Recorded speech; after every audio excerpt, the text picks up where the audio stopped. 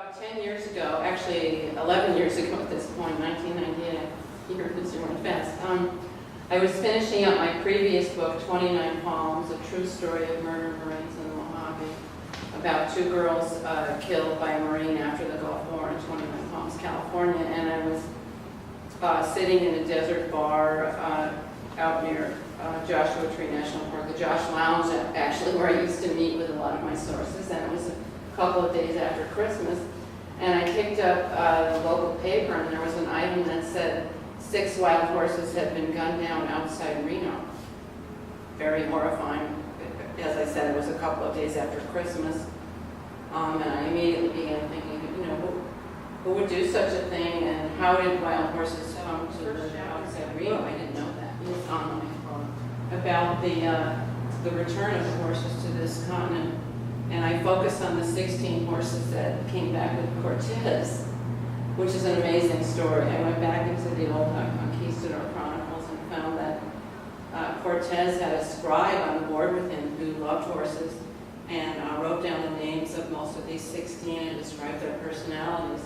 And from his work, and the work of various other writers at the time, I reconstructed the voyage of their march into the jungle, the encounter with the Aztecs, and what happened along the way. So, just want to read you a little bit of that. They must have known they were coming home, for nothing else can explain their survival, and perhaps only that knowledge deep in their cells sustained them. Horses are animals of prey, and they like the wide open, and to be constrained on the decks in the hot sun, or between decks without light, or means of escape for 2 or 3 months would have overloaded their circuits. Threats hung in the air, and everything was new and strange. Where once they had smelled land and grass and legume, they now smelled salt air mixed with the gallium stench. Where once they had heard the sounds of their own hoofs on the fields of Europe, they now heard the uneasy creak of wood as the giant brigantines hove through walls of water.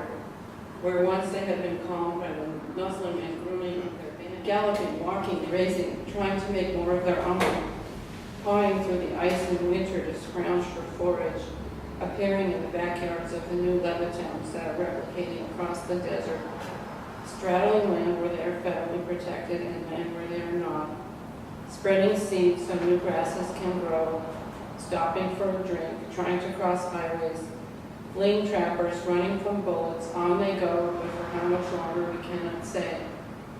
They really belong not to man, Will James wrote, but to that country of junipers and sage, of deep arroyos, mesas, and freedom. So thank you.